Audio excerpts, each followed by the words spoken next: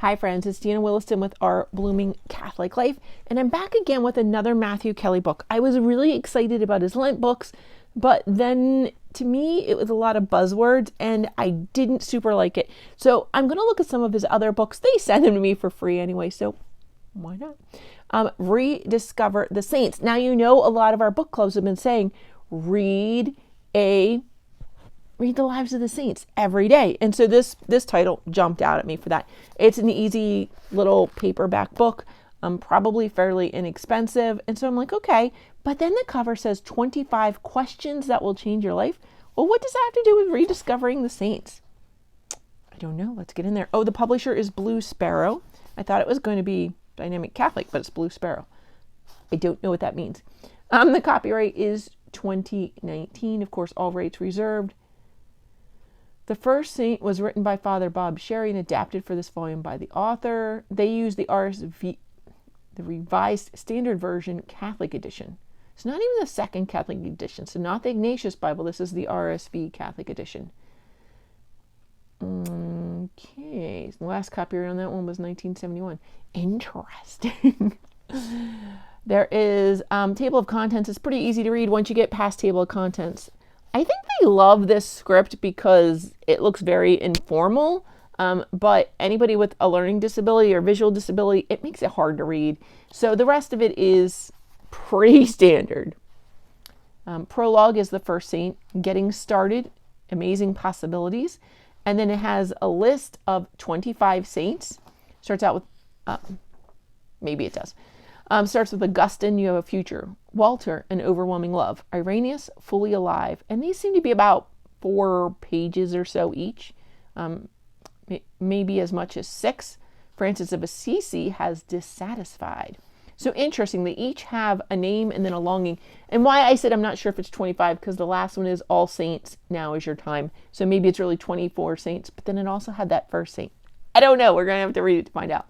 Again, they use that funny script, which, yeah, it looks stylish and cute and is really hard to read. So how does it start out? They say, when the sun rises, you never know how a day will end. And I have to say that I could not have imagined how some of my days ended. One in particular. I never felt good about stealing. Breaking the law and hurting innocent people didn't bring me any joy, but I figured it was either them or me. The thing is, I was so hungry, and the bread or fish or the meat was right there in front of me. I knew if I didn't take it, I would die, and I wasn't going to let that happen. I suppose we all have the basic survival instinct. It goes on. So very conversational. When I arrived in Jerusalem. So are they saying the first saint is the man who was crucified next to Jesus? I'm just kind of wondering. I was confident because I was a good thief. Yep. So interesting. It's calling him the first saint. They say, how that chapter ends, they say every saint has a past and every sinner has a future. If I could lean in close to you and whisper something in your ear, it would be this. If there are pieces of your past that are weighing you down, it's time to leave them behind. You are not what has happened to you. You are someone unimaginably greater than you have ever considered. And maybe it's time to consider all the possibilities that are within you. So I do kind of still get that self-help buzzwordy vibe going on here. But, sorry about that. But it's drawing me in this time. So amazing possibilities. So I think they're going to run with that theme right there. There are 2 questions that confront, this is on page 9, the people of every place and time. Questions that confront you and me today. Are you satisfied with the direction the world is moving in? Are you satisfied with your life? And those are questions that are around us all the time. And they're saying, basically proposing, hey, here are some saints who really live this out. See how it impacted them. So on Augustine, you have a future. Again, they keep going back and forth with that script. But then it has Augustine, you have a future, and the question for him then is, what do you believe about your past that is keeping you from your future? Okay. And then at the end, that's all together. If you pasted that all together, it would be 1 page, front and back, super short, so you could totally do one of these a night. And it ends with a prayer. A little short prayer. So easy peasy there. I am going to read you one. I'll read you this first one just so you have a sample of what it is. So loving Father, help us to know deep in our hearts that you are ready to remove today whatever obstacles we have placed between ourselves and you in the past. Open our hearts, minds, and souls to see the future you have imagined for us, and give us the courage to embrace your plans even when we feel inadequate and insecure. Nice little prayer. So I often do my saint reading. Okay, I've skipped it during the first couple days of Easter just because I have. I've been getting really excited about my Bible in a Year plan with Dr. Taylor Marshall, because the readings have gotten really exciting, and a couple times I've jumped ahead lately, and so I haven't done my saint reading, but I normally do my saint reading right before bed. I do the Bible reading, it's Old Testament, Psalms, and then New Testament, and then there's a couple pages on the saint in my Franciscan book of secular Franciscan saints through history. I read that and I go to bed. So if you're doing it that way, ending with this little prayer could be perfect for you. Walter, I don't know who Walter is.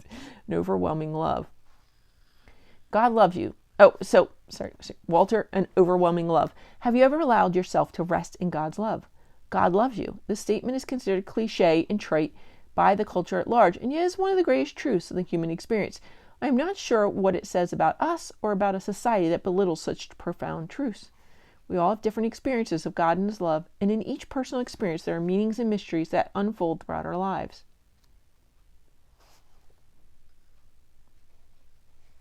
This could be from the author?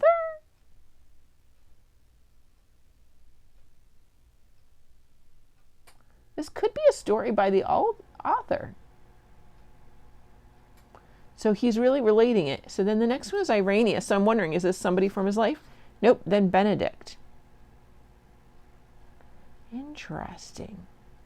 Unless Benedict is one of his kids too.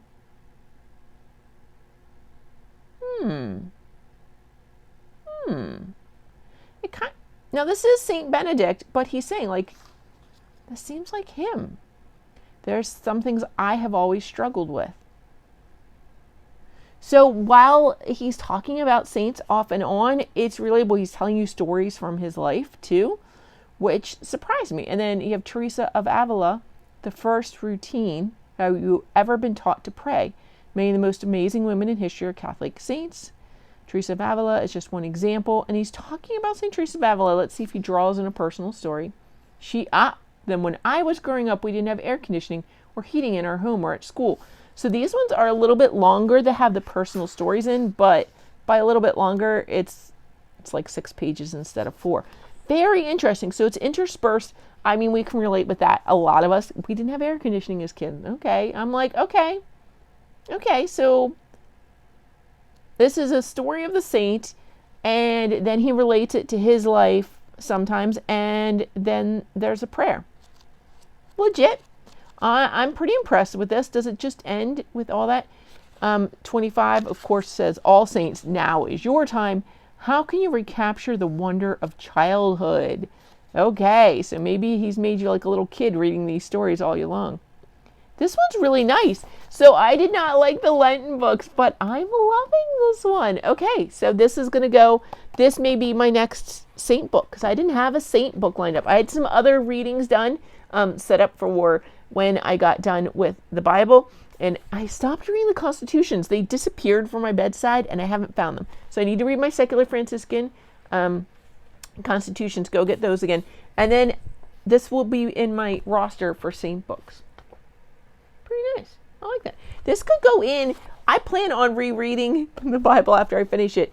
So this could go in next as a little break in reading the Bible. So that was a pleasant surprise. I'm glad I haven't given up on Matthew Kelly, because that's a treasure. Okay, so I have one more from him, and I'm going to go ahead and film that, and we'll watch that next week. God bless you, friends. Bye.